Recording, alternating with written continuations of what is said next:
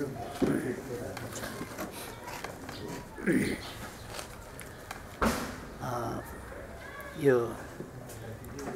नेपाली संस्कृति बचाऊं राष्ट्रिय महाअभियानका अध्यक्ष लगायत सबै साथीहरू र यसलाई समर्थन गर्ने रुचाउने र यस अभियान महाअभियान रूपी यात्रामा सरिक हुनुभएका सबै साथीहरू छोरी नातिनी जे भए पनि दाजुभाइ दिदीबहिनी नै भन्नु पर्यो यहाँ।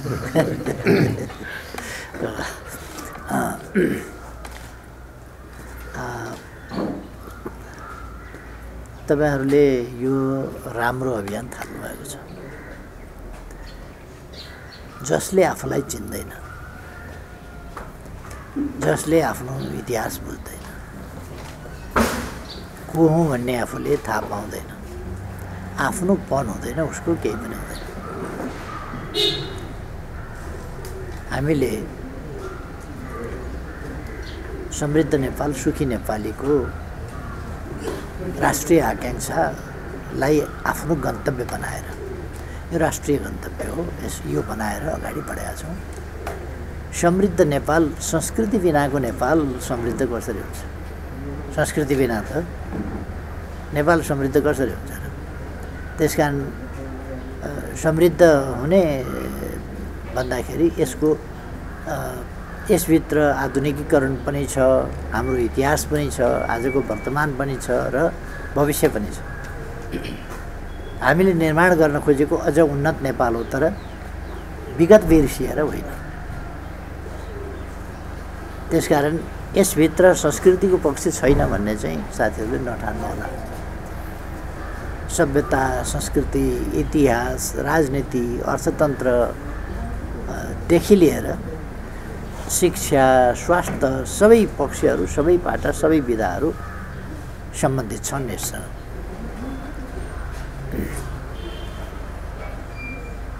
त्यसकारण मान्यजी वर्षौँ वर्षौँ आउनुहोस्।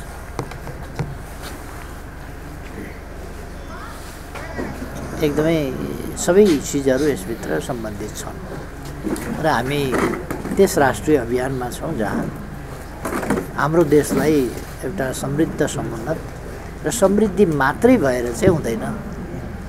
त्यहाँ त्यो समृद्धि मैले धेरै ठाउँमा भन्ने गरेको छु, पर क्यापिटा इन्कम अथवा ग्रस नेसनल प्रोडक्ट भन्ने राष्ट्रको समग्र आम्दानी वा प्रति व्यक्ति आय हेरेर समृद्धि या सम्पूर्ण मानव जातिको सुख वा सम्पूर्ण जनताको राष्ट्रिय स्तरमा सुख छ कि छैन भन्ने आकलन गर्न सकिँदैन। देश असाध्यै धनी भएर पनि कोही भिखमङ्गा भइराखेका हुन सक्छन्, कोही दुखित भइराखेका हुन सक्छन्, कोही त्रसित भइराखेका हुन सक्छन्, कोही अपमानित भइराखेका हुन सक्छन्।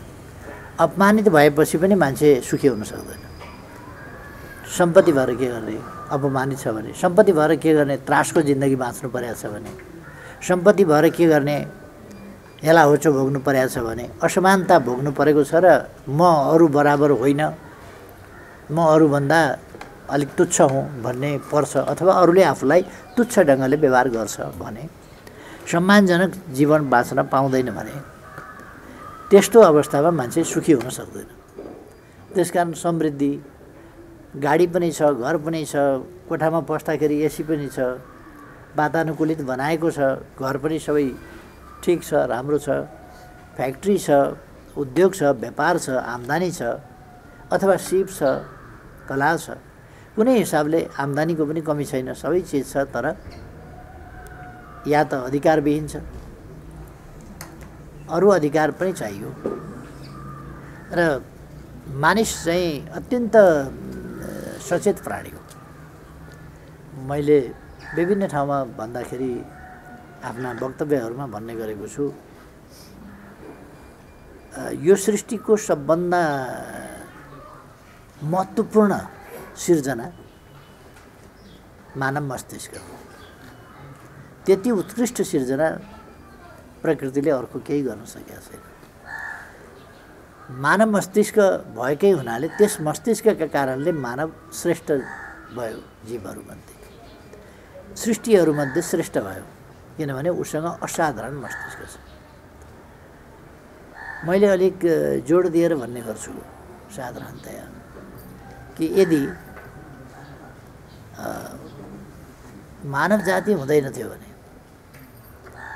यस पृथ्वीको कति अर्थ हुन्थ्यो होला। जहाँ राम्रो बुझ्ने, रमाइलो बुझ्ने,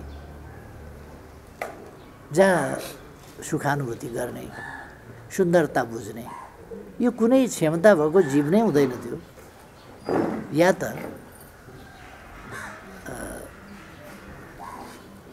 पशु जस्तै हुन्थ्यो या त वनस्पति जस्तै हुन्थ्यो।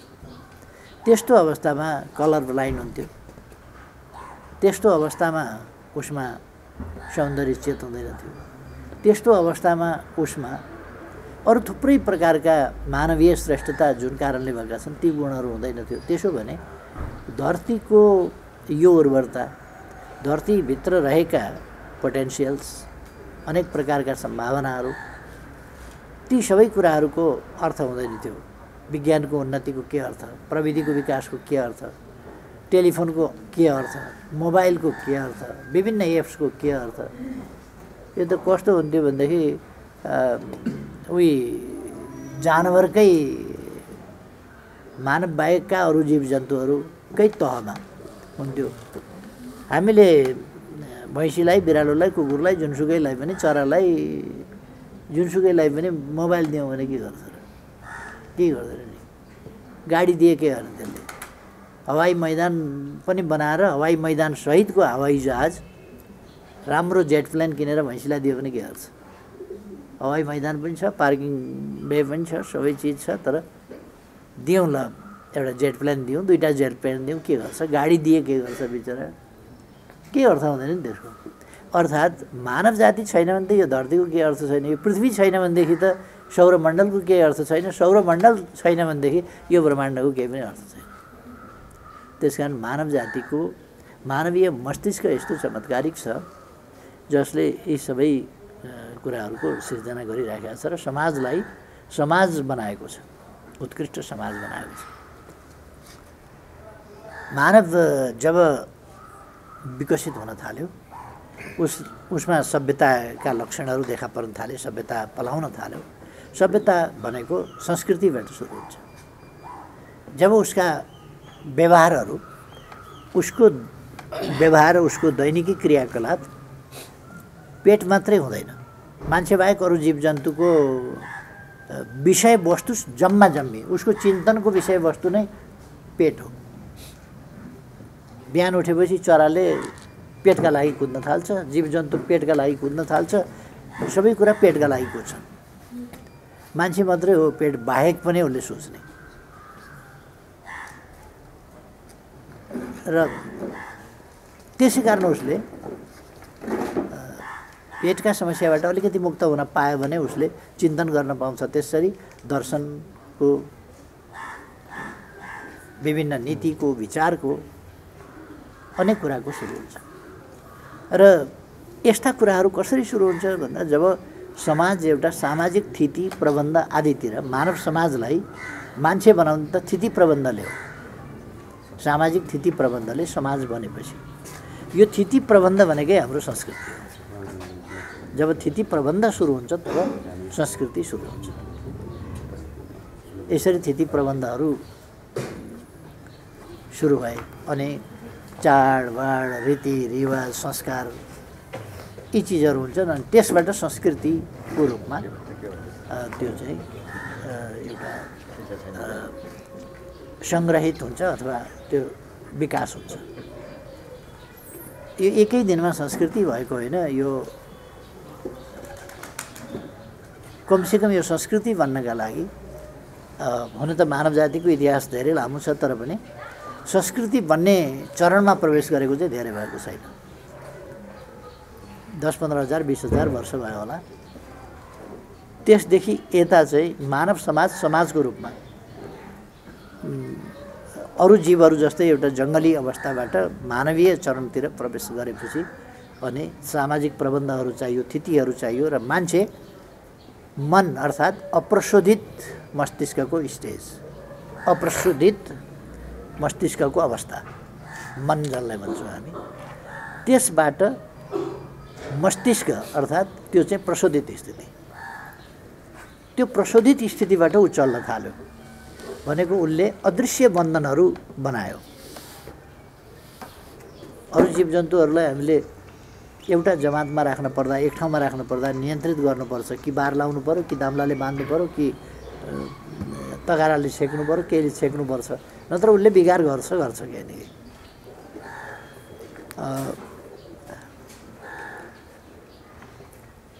साधारणतया पन्छीहरूभन्दा पशुहरू चाहिँ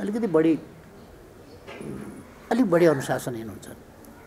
पन्छी राति चारो खोज्न कुद्दैन, रातभरि भोकै बस्छ, उसले दिउँसो मात्रै चारो खोज्छ। पशुहरू चाहिँ अलिकति छाडा हुन्छन् त्योभन्दा, पन्छी बेलुका भएपछि गुणमा गएर बस्छ। पशुहरू चाहिँ राति पनि यसो शिकार पाइन्छ कि भनेर खोज्ने एक थरी हुन्छ, घाँस पाइन्छ कि भनेर खोज्ने अर्को थरी हुन्छ। यस्तो पशुहरू चाहिँ अलिक बढी गर्छ। अब मान्छे त ऊ 24 घण्टा चाहिँ बदमासी गर्न तयार हुन्छ फेरि, किनभने बाठो छ नि, मस्तिष्क धेरै चतुर छ। त्यस कारण त्यो मान्छेलाई चाहिँ बाँध्नका लागि अब केले बाँध्ने भन्दा दाम्लाले बाँधेर, साङ्लाले बाँधेर, पर्खालले छेकेर, तगारोले छेकेर हुँदैन। तगारो पनि खोलिहाल्छ, पर्खाल नाग्छ, अचम्मको छ नि फेरि मान्छे। त्यस कारण त्यसलाई बाँध्ने चाहिँ के गर्नु पऱ्यो भने संस्कार संस्कृतिहरू बनाउनु पऱ्यो, सामाजिक प्रबन्धहरू बनाउनु पऱ्यो।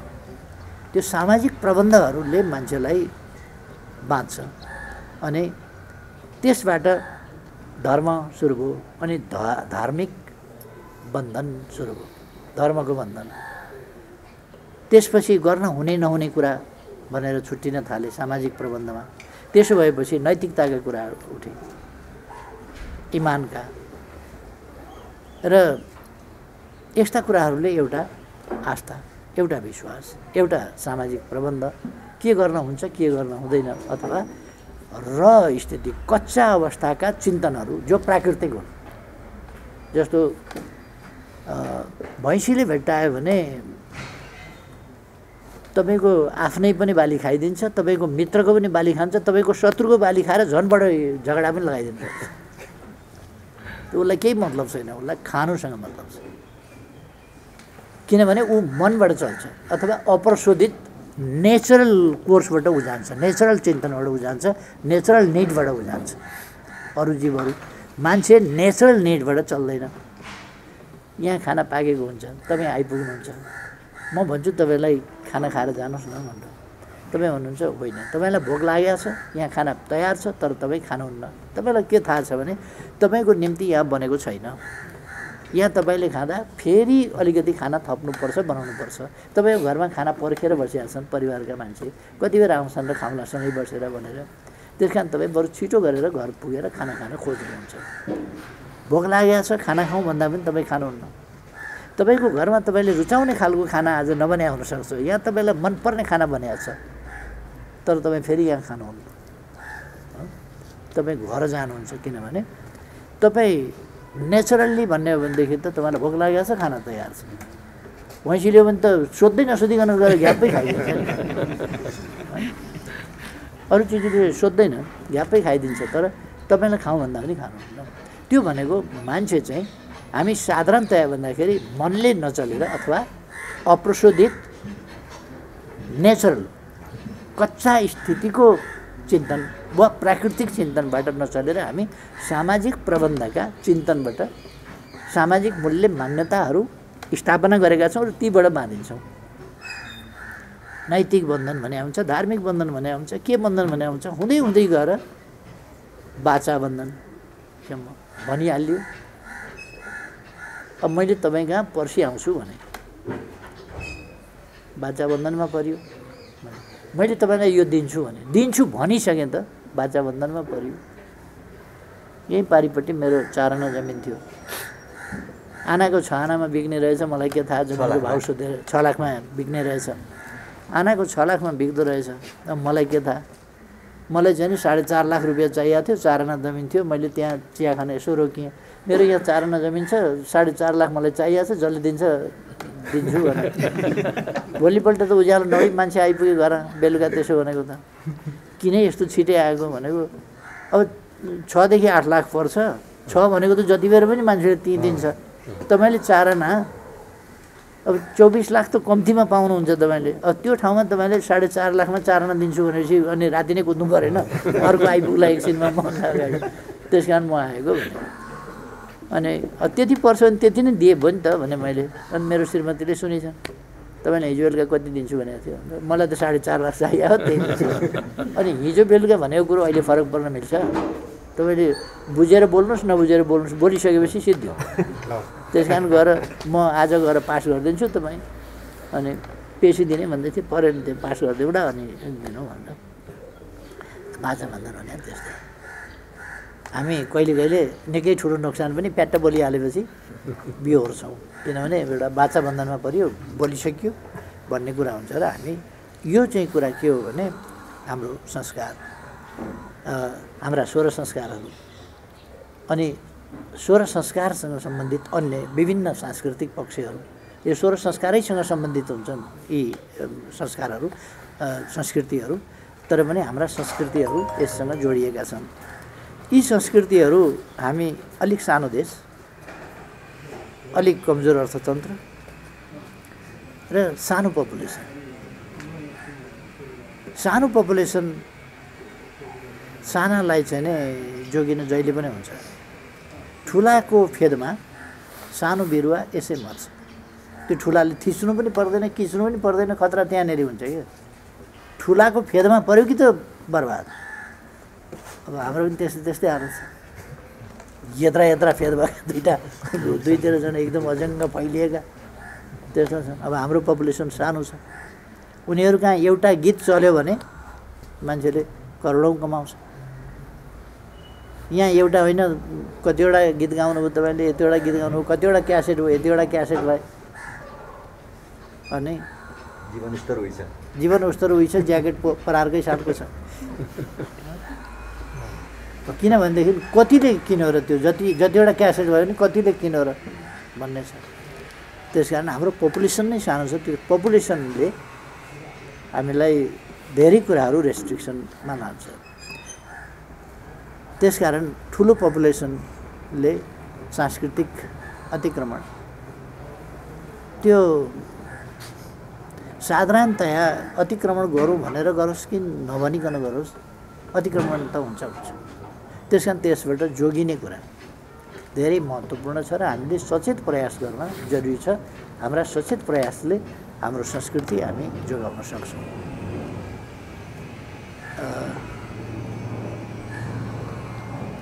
एकपल्ट म अमेरिका घुम्न गएको थिएँ। एकजना युवा मलाई चाहिँ नि गाइड गर्ने थिए। उनले मलाई विभिन्न ठाउँ बताउँथे, हिँडाउँथे। म अमेरिकाका विभिन्न स्टेटहरूमा घुमिरहेको थिएँ त्यति बेला। अनि उनले एक दिन अमेरिकाको एउटा वर्णन गरे, अर्को दिन अर्को वर्णन गरे, अर्को दिन अर्को वर्णन गरे, अर्को दिन अर्को वर्णन गरे, अर्को दिन अर्को वर्णन गरे। अनि मैले अर्को दिनबाट उनको वर्णन धेरै सुनेपछि मैले आफ्नो पनि अलिकति सुनाएँ।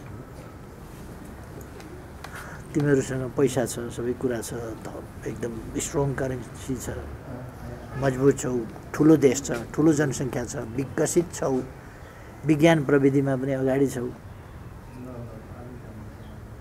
तर अब हाम्रो जस्तो 84 व्यञ्जन खाने सौभाग्य चाहिँ तिमीहरूलाई हुँदैन, किन त्यो जानेकै छैन। हाम्रोमा 84 व्यञ्जन भन्ने हुन्छ भनेर भने मैले। अनि के हो 84 व्यञ्जन भनेर सोधेँ, अनि मैले त्यो व्याख्या गरेँ। हाम्रो यो हजारौँ सालदेखि यसरी यसरी विकास गरेर 84 व्यञ्जन भन्ने चाहिँ यो चलेको छ। अथवा विभिन्न प्रकारका परिकारहरू हाम्रो खानामा हुन्छन्। हामी चाहिँ पाउरोटीमा यसो बटर दलेर खाएर चित्त बुझ्दैन। अचार पनि हुन्छ, के पनि हुन्छ, मिठाई पनि हुन्छ, दही पनि हुन्छ, के पनि हुन्छ, अनेक चिज हाम्रो खानामा हुन्छ। दाल हुन्छ, भात हुन्छ, तरकारी हुन्छ, अर्को तरकारी हुन्छ, यस्तो हुन्छ। छक्क पऱ्यो मैले व्यञ्जनहरूको बारेमा। यति धनी भएर पनि तिमीहरू खाना चाहिँ तिमीहरूको बिचरा टिट लाग्दैछ भनेर मैले भने। उनले विचार मात्रै गरे। केही भनेन। अनि अर्को दिन मैले फेरि उनले आफ्नै देशको बखान गरे अनि मैले पछि हो तिमीहरूको धनी छौ सबै कुरा छौ तर के गर्ने अब तिमीहरूसँग न शास्त्रीय सङ्गीत छ न शास्त्रीय गीत छ न राग छ केही पनि छैन। एउटा गिटार छ ड्याङ ड्याङ ड्याङ ड्राम बनाएको छ ड्याङ ड्याङ ड्याङ ड्याङ बुरुक बुरुक न ताल न सुर। शास्त्रीय सङ्गीत जानेको भए शास्त्रीय नृत्य जानेको भए कति गर्थ्यो होला। अनि अब उनले मलाई त अनेक देखाउने भए क्यासिनो देखाउने भए के देखाउने भए जिमखाना देखाउने भए कसो देखाउने भए। अनि मैले अब 15,000 वर्ष अगाडिदेखि शिवको समयबाट सुरु भएको योगको कुरा गर्ने भए योग कसरी विकास भयो कसरी आयो त्यसको व्याख्या गर्ने भए। अनि कसरी कपिल मुनिले साङ्ख्य दर्शनको विकास गरे साङ्ख्य दर्शनसँग योग कसरी जोडियो र पतञ्जलिले अष्टाङ्ग योगको विकास कसरी गरे भन्दै गएर योगको अलिकति व्याख्या गरे। योगमा अन्त नभएका कुराहरूमध्ये यो छ भनेर योगको बारेमा। योगमा व्यायाम मात्रै होइन प्राणायाम छ। प्राणायाम मात्रै होइन फेरि ध्यान पनि छ। र ध्यान भनेको चाहिँ चिन्तन हो जसबाट चाहिँ चिन्तनबाट अनेक कुराहरू चाहिँ हाम्रो ज्ञानमा आधारित त्यस ज्ञानमा हामीले त्यस ज्ञानमाथि फेरि चिन्तन गऱ्यौँ भने अरू थप हामीले त्यसलाई सूत्रीकृत गर्न सक्छौँ विकास गर्न सक्छौँ यस्तो हो। अनि योगका यस्ता यस्ता छन् यहाँबाट सुरु हुन्छ यम नियम आदि इत्यादि गर्दै आठ अङ्ग छन् यस्तो छ। यो यसमा व्यायाम पनि छ यसमा प्राणायाम पनि छ। व्यायाममा प्राणायाम हुँदैन अरू खालका व्यायाममा प्राणायाम हुँदैन अथवा श्वास प्रश्वासको नियन्त्रण त्यसको नियमन चाहिँ हुँदैन। र योगमा चाहिँ श्वास प्रश्वासको नियन्त्रण नियमन हुन्छ जसले गर्दाखेरि शरीरमा रक्त सञ्चारदेखि लिएर मुटुको लागि फोक्साको लागिदेखि लिएर मस्तिष्कका लागि पनि बहुतै उपयोगी हुन्छ। ती सब कुराहरू बुझाएपछि उनी छक्क परे। अर्को दिन मैले फेरि अर्को कुरा उनलाई बताएँ यस्तो हुन्छ हाम्रो। ती सबै भन्दै गएपछि अनि उनले एकछिन चुप लाएर सुनेर एकपल्ट म नेपाल घुम्न आउनु पर्यो भनेर मैले एकदम राम्रो कुरा हो स्वागत छ घुम्न आउनु। नेपाल प्राकृतिक हिसाबले असाधारण सुन्दर छ र मैले उनीहरूलाई भने तिमीहरूको हिमालभन्दा हाम्रो हिमाल डबलभन्दा बढी हल्को छ अमेरिकाको हिमालभन्दा। अमेरिकामा पाइने जीवभन्दा हाम्रामा पाइने जीव 10औं-20औं गुणा ठुला छन्। अमेरिकामा पाइने रुखभन्दा हाम्रोमा पाइने रुख यस्ता छन्।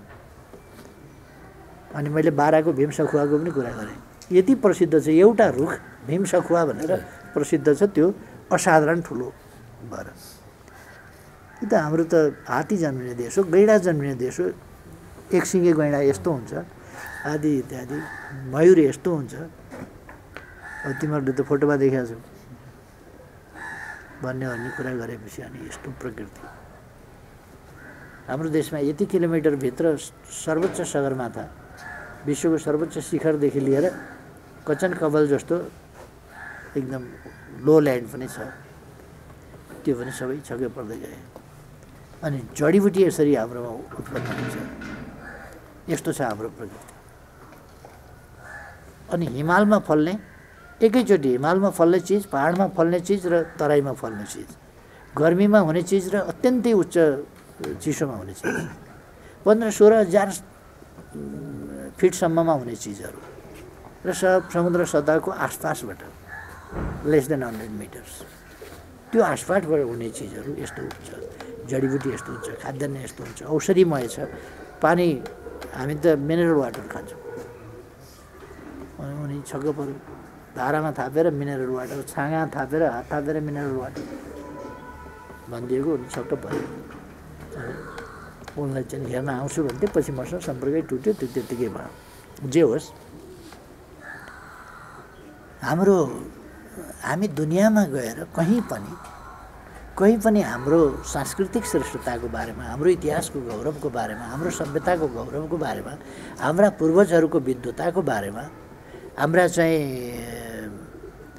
आर्यभट्टको बारेमा, हामीले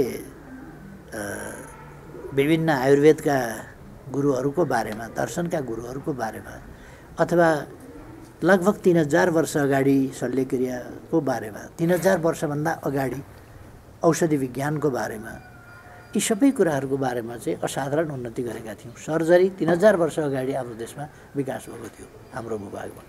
त्यसै गरेर यो सुश्रुत संहिता जस्ता रचनाहरू भएका थिए।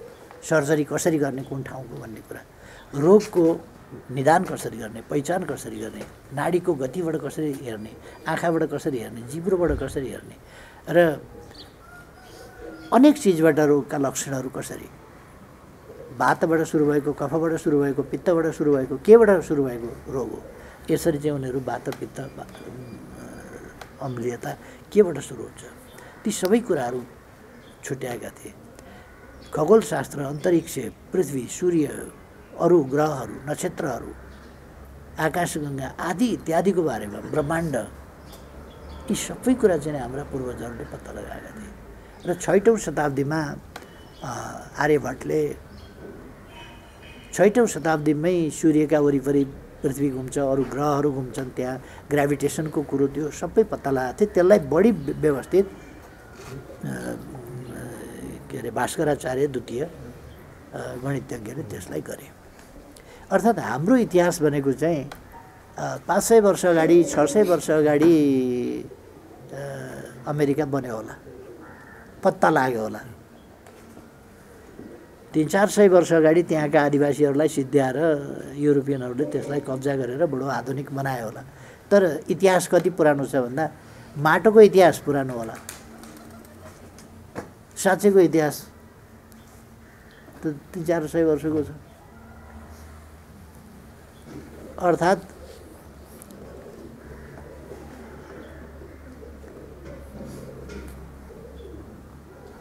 पोर्तुगालका नाविकले पत्ता लगाए यताकै भन्यो भने 600 वर्ष होला। हाम्रा त 5000 वर्ष अगाडि का त वेद नै छन्। त्यसो भएर अक्षरको आविष्कार गर्ने, ध्वनिलाई लिपि, लिपिलाई ध्वनिमा आविष्कार गर्ने हामी हौँ।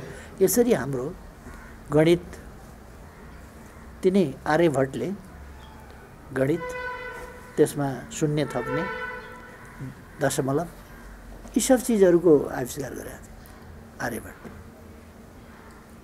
अब भइदियो के भने त्यसभन्दा पछि जस्तो हाम्रोमा कति समय अगाडिदेखि दर्शनबारे चिन्तन भयो। त्रेता युगमा जनकपुरमा दर्शन सम्बन्धी चिन्तन मनन छलफल बहस हुन्थ्यो, शास्त्रार्थ भनिन्थ्यो।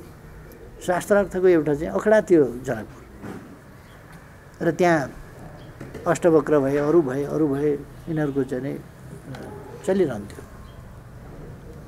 यो त्रेता युगको कुरा हो, जनकको समय, रामको समय भनेको त्यति बेर फिलोसफीको बारेमा कुरा हुन्थ्यो। हाम्रा पुराणहरूमा साइन्टिफिक फिलोसफीको बारेमा अहिले पनि कुरा हामी पुराणहरूमा हेर्न सक्छौँ। अब हो कोही चाहिँ हामी एकदम बहकिन पनि हुँदैन, पुराण भन्ने बित्तिकै चाहिँ बहकिन पनि हुँदैन। कोही पुराण चाहिँ नि कसरी, यसो हेर तपाईँको खल्तीमा कलम रहेछ, त्यो कसरी कलम फुत्काउने भन्ने शास्त्र चाहिँ त्यस्ता छन् क्या, सट्टु शास्त्र नि। कलम कसरी फुत्काउने, ओहो तपाईँ हातमा मोबाइल रहेछ, तपाईँको मोबाइल कसरी फुत्काउने भनेर हेर्नुहोस्।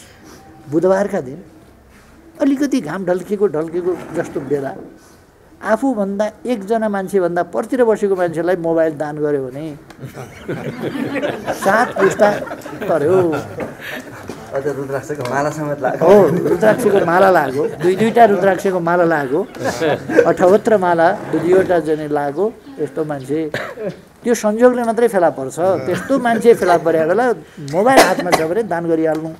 त्यसो भए 7 पुस्ता, पहिलेको पनि तर्छ, पछिको पनि तर्छ भन्ने शास्त्र बनाएर मोबाइल फुत्काउने।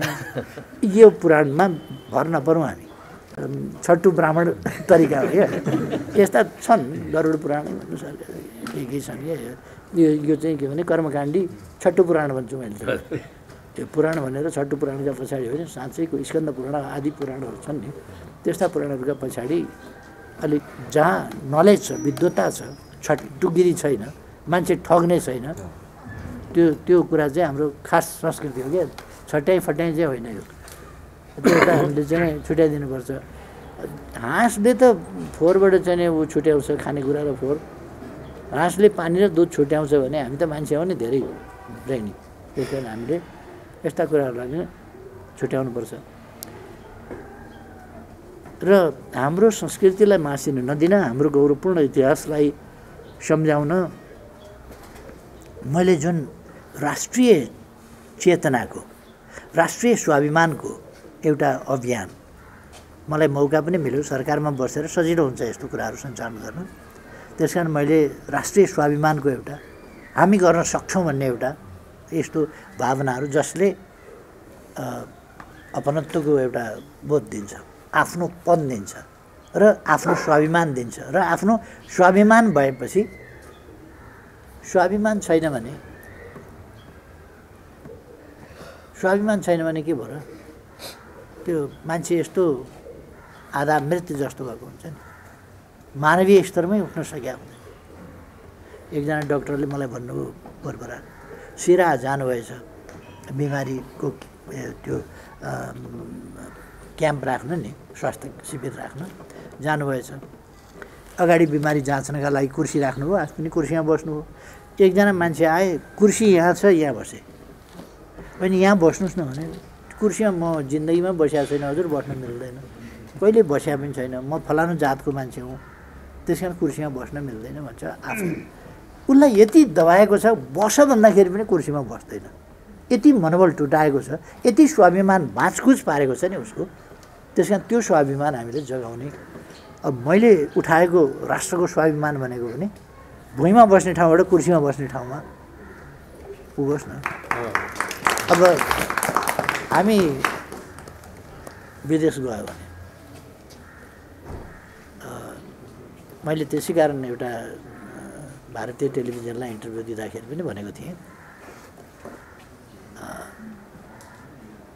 को जेठो को कान्छो आदि इत्यादिका कुरा निकाले मैले पनि जेठो कान्छो हुनसक्छ अब उमेरका हिसाबले दाइ भाइ हुनसक्छ तर दुईटा देशको नेता भेट भयो भने दुईटा देशको प्रधानमन्त्री भयो भने भेट भयो भने दुईटा देशको प्रधानमन्त्री हुन्छ त्यहाँ सानो देशको सानो प्रधानमन्त्री ठुलो देशको ठुलो प्रधानमन्त्री होइन दुईटा प्रधानमन्त्री त्यस कारण यो तपाईँहरूले अवधारणा राख्नु हुँदैन यस्तो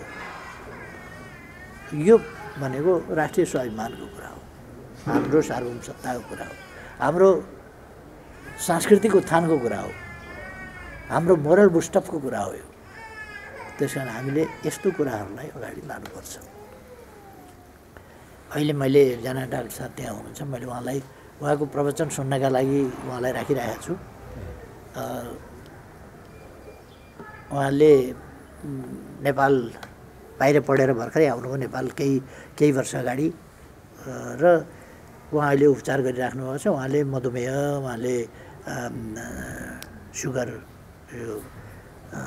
लाई के अरे ब्लड प्रेसर यस्ता कुराहरूलाई चाहिँ कसरी ठिक गर्न सकिन्छ भनेर मैले त्यही कुरा गरिराखेको छु अब मैले गरेको म यो मेडिकल पेसाको नभएको हुनाले मान्छेले अलिकति कम खान्छ नि कुरो जसको कुरो जेमा अनुभव छ मैले खेती यसरी गर्नुपर्छ भन्दाखेरि मान्छेले त्यति पत्याउँदैन यस्तो छ भनेर कहिले कहिले पत्याउँदैन स्याङ्जा जेलमा रुमाल बन्ने भाइहरू थिए ढङ्गरसँगको रुमाल बनाउने क्या त्यो बुट्टा हान्ने नि अनि मैले भने भाइ तिमीले यसो गर्यो भनेदेखि त यो राम्रो हुन्थ्यो होला नि किन यस्तो बनाउँछौ यसो गर न भने उसले के भन्यो ओ सर कलम चलाउँछ कलम क्या यो चलाउने काम चाहिँ गर्नु न सर त्यत्तिकै उपदेश दिने भने यहाँ ल्याउ त भने अनि मैले भने यसरी गर न भने एकछिन देखाएपछि एउटा फुल मैले बनाएपछि उनीहरू छक्क परे तपाईँले कहाँ सिक्यो भने सिक्या होइन कि यसो अनुमान गरेको मैले अनुमान गर्दा हुन्छ नि त तिमीहरू किन अनुमान गर्दैनौ भने अनि उनीहरूले त्यसै गरेर त्यसपछि भने त्यहाँ र त्यो उनीहरूको बिक्री धेरै बढ्यो अलिकति इनोभेटिभ सोच लगायो भने त हुन्छ नि मान्छेले अर्को जो मान्छेले जुन काम गरिरहेको छ त्यो भयो भनेदेखि अलिक विश्वास गर्छ नि मान्छेले। मैले भन्ने गरेको छु एउटा भान्सामा विष रहित भान्सा, हाम्रो किचन चाहिँ विष रहित हुनुपर्दछ, हाम्रो खानेकुरा विष रहित हुनुपर्दछ, हामीले अमृतमय खानेकुरा खानुपर्दछ, पवित्र खानेकुरा, चोखो खानेकुरा खानुपर्दछ। अस्ति मलाई एकजना साथीले सोध्नुभयो कुखुराको अन्डा शाकाहारी हो कि मांसाहारी हो? मैले भने अब एकदम सजिलो छ। यदि शाकाहारी हुने हो भने उम्रिएको खाऊ, जन्मिएको नखाऊ। जन्मिएको जति मांसाहारी हो, उम्रिएको जति शाकाहारी हो। सिम्पल कुरा छ, उम्रिएको खाऊ, जन्मिएको नखाऊ, द्याट्स अल। अब यो हो कि होइन भनेर अनि किताब पल्टाएर हुन्छ? अन्डा शाकाहारी हो कि होइन, माछा शाकाहारी हो कि होइन, यो अलिक धेर भयो। त्यस कारण सिम्पल हिसाब किताब गरेर धेरै बुद्धि खेलाउने कामै छैन क्या। त्यतिमा चाहिँ जन्मिएको नखाऊ, उम्रिएको खाऊ, त्यो भयो भने शाकाहारी हुन्छ। अनि हाम्रो खाना कस्तो हुनुपर्छ, कसरी खानुपर्छ त्यो म उहाँसँग अहिले सुन्नुलाई लेक्चर भनेर उहाँलाई रोकिराखेको छु मैले एकछिन। र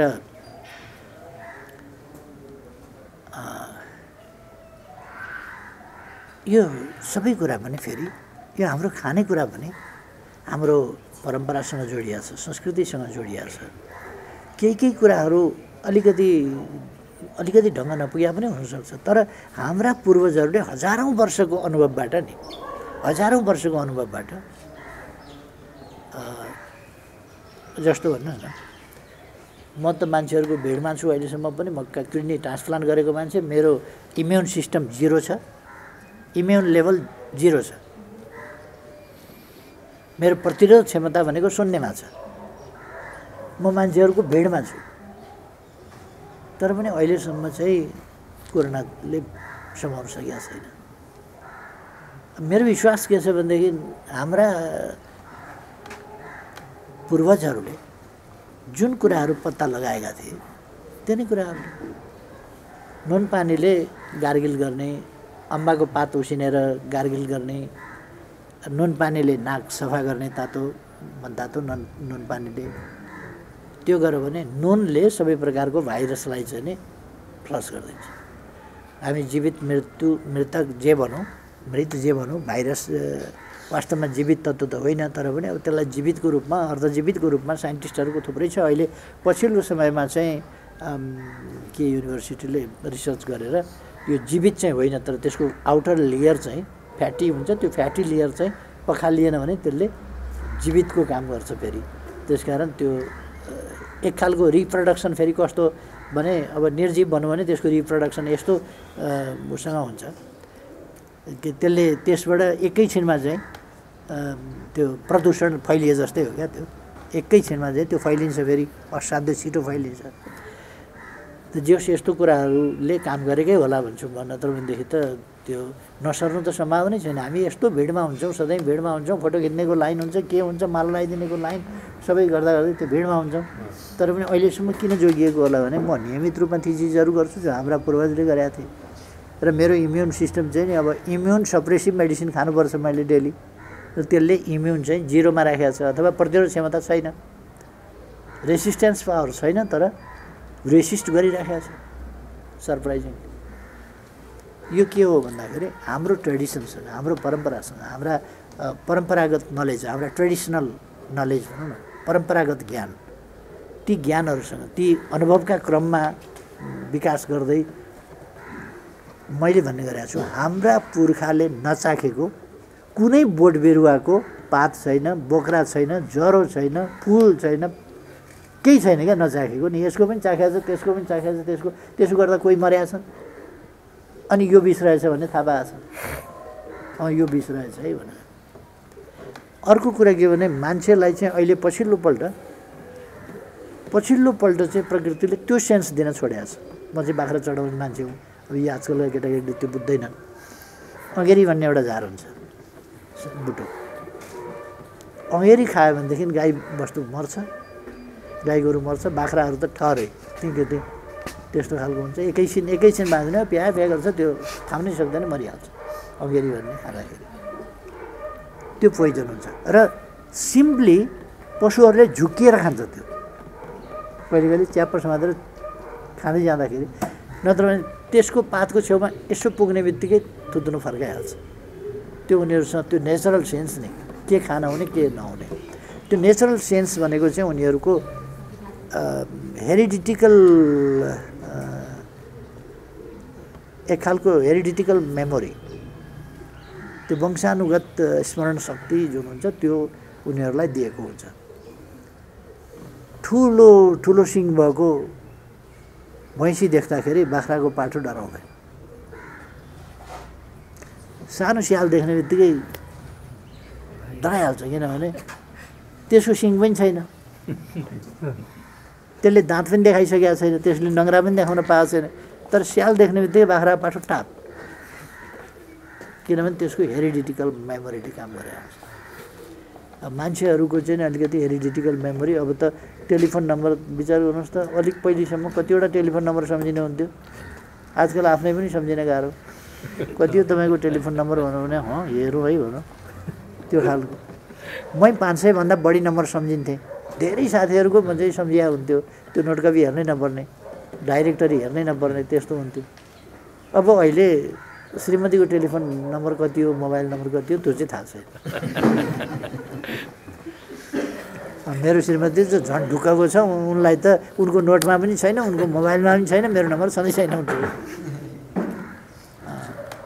यो विज्ञान प्रविधिले पनि हामीलाई अलिकति नेचरल जुन हाम्रो चाहिँ हो त्यो अलिक कमजोर गराएको छ यसलाई हामीले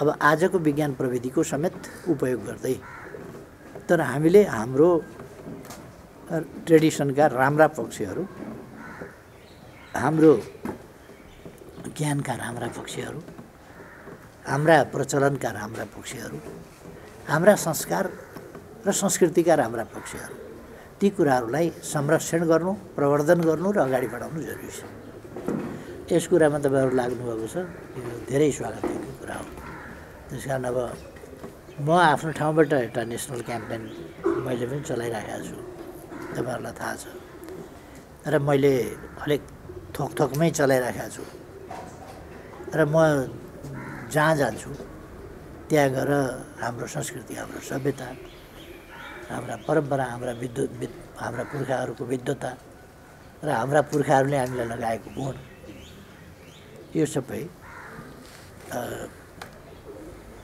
दिनादिनै वकिल हुँदैछन् तर यी जति ट्यालेन्ट छन् उनले दुःख गरेकी छन् दुःख साथ पढेकी छन् मेहनत गरेर पढेकी छन् तर उनकै चाहिँ उनको अहिले जुन ट्यालेन्ट छ ग्रेजुएट कि कुन लेभलमा पढ्दैछ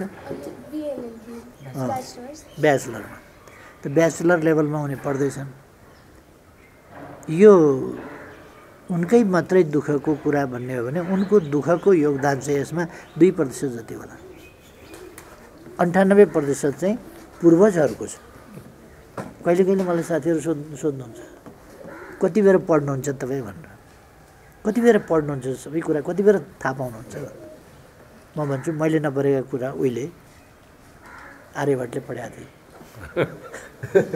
त्यहाँबाट पनि अलिकति जेनेटिक मेमोरीमा आएको छ कतिवटा कुरा त्यहाँबाट तान्छु म आर्यभट्टले पढाएको थिएँ अर्को उसले पढाएको थिएँ कपिल मुनिले पढाएको थिएँ फिलोसफी पढाएको थिएँ चारवाकले पढाएको थिएँ अर्कोले पढाएको थिएँ अष्टवक्रले पढाएको थिएँ हो त्यो मेमोरी पनि मुख्य त हाम्रो बेस त त्यही हो नि त्यसैबाट आएको न हो नत्र भने आफ्नै जीवनमा यो सम्भवै छैन एकै जेनेरेसनमा 2 जेनेरेसनमा 3 जेनेरेसनमा कोही पत्याउनु हुन्न भने गाईको बाछोलाई लगेर बोर्डिङ हालिदिनुहोस् फिस तिर्नुहोस् कतिको पढ्दो रहेछ आफ्नै मेहनत कतिको गर्दो रहेछ आफ्नै मेहनतले मात्रै कतिको हुँदो रहेछ राम्रो टिचरहरू राखिदिनुहोस् राम्रा कोचहरू राखिदिनुहोस् अनि अङ्ग्रेजी माध्यममै पढाउनुहोस्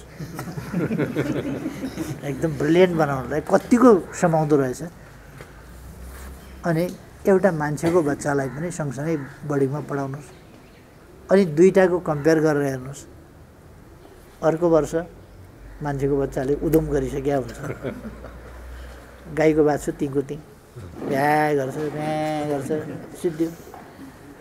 त्यस कारण यो चाहिँ हाम्रो मात्रै मेहनतको परिणाम होइन, हाम्रा पूर्वजहरूको। त्यसकारण संस्कृतिप्रतिको हाम्रो निष्ठा भनेको पूर्वजहरूप्रतिको श्राद्ध गरे भन्छौँ, श्रद्धा अर्पण गरे हो।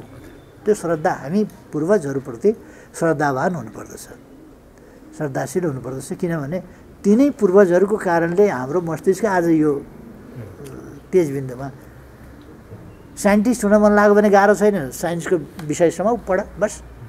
एकै जेनेरेसनमा साइन्टिस्ट, एकै जेनेरेसनमा आर्टिस्ट, एकै जेनेरेसनमा अर्को चिज। त्यो किन सक्छ भने हाम्रोमा त नाटक खेल्न त आज यहाँहरूले सुरु गरे होइन नि। कालिदासका पालामा सेक्सपियर कहाँ थिए? सेक्सपियरका पुर्खा कहाँ थिए त्यस बेला?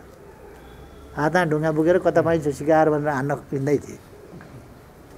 त्यस बेला हाम्रोमा त नाटक, मेघदूत, अभिज्ञान शकुन्तलम, कस्ता कस्ता नाटकहरू थिए जो अहिलेसम्म पनि अद्वितीय छन्, हजारौँ वर्ष अघिका कुराहरू। त्यसकारण हाम्रो पूर्वजहरूसँग कसैको तुलना हुँदैन। हाम्रो सभ्यतासँग, सभ्यताको सृष्टि यहाँ भएको थियो, सभ्यताको सृष्टि भएको ठाउँ भएको हुनाले र सभ्यताको विकास यहाँ भएको थियो। पछि अन्ततः छरियो। एक ठाउँमा आगो बालेपछि त ज्योति त परपर गइहाल्छ नि त। यहाँ आगो बालियो, अन्त ज्योति फैलियो। पछि आगोको झिल्को लिएर गएकाहरू प्रमिथसबाट निस्किए। लक्ष्मीप्रसाद देवकोटाको एउटा प्रमिथस भन्ने महाकाव्य छ नि, अरू चाहिँ एउटा झिल्कोबाट प्रमिथसबाट निस्किए। हाम्रो ठाउँको आगो चाहिँ दाउरा थप्ने पनि कोही भएन, घिउ थप्ने पनि कोही भएन, केही नगरेपछि निभेर गयो। त्यस कारण हाम्रो ज्ञान चाहिँ पछाडि पऱ्यो, अरूका ज्ञान चाहिँ अगाडि बढ्यो। अनि इतिहास के भयो भनेदेखि ग्यालिलियोले यसो गरे, उसले यसो गरे, न्युटनले ग्राभिटेसनको थ्योरी पत्ता लगाए, भास्कराचार्यको कुरै छैन, अर्को आर्यभट्टको कुरै छैन, यी विद्वानहरूको त कुरै छैन। फिलोसोफर, फर्स्ट फिलोसोफर को थिए भन्दाखेरि सोक्रेटस यानि सुकरात। सुकरातभन्दा हजारौँ वर्ष अगाडिका अष्टवक्र जस्ता फिलोसोफरहरू, तिनको त कुरै छैन। त्यस कारण यो ज्ञानभूमि हो। हाम्रा पूर्वजहरूले एकदम ठिक भनेका छन्, यो ज्ञानभूमि हो, पुण्यभूमि हो, देवभूमि हो, ध्यानभूमि हो, तपोभूमि हो। त्यसकारण ज्ञानभूमि हो। त्यो ज्ञान, त्यो तपको सिर्जना, ती अभ्यासहरूको सिर्जना, तिनको समष्टिलाई हामी हाम्रो सभ्यता, हाम्रो इतिहास र हाम्रो संस्कृति भन्छौँ। त्यसलाई जोगाउनुपर्छ। तपाईँहरूको अभ्यासलाई धेरै धेरै प्रशंसा गर्छु, धन्यवाद भन्छु। र तपाईँहरूको अभ्यास कायम राख्नुहोस्। मेरो आफ्नो ठाउँबाट तपाईँहरूको अभ्यासलाई साथ छ। धन्यवाद।